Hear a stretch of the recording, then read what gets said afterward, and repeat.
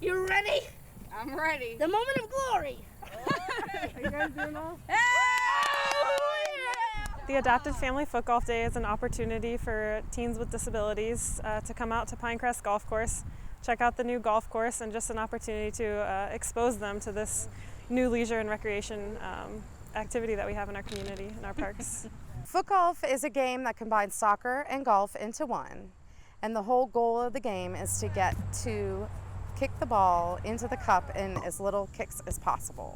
A lot of our participants have a soccer background, but none of them have ever been out to the golf course to actually play golf. It follows a lot of the same rules and the concept of golf as far as driving. At the beginning, you want to kick it as far as possible.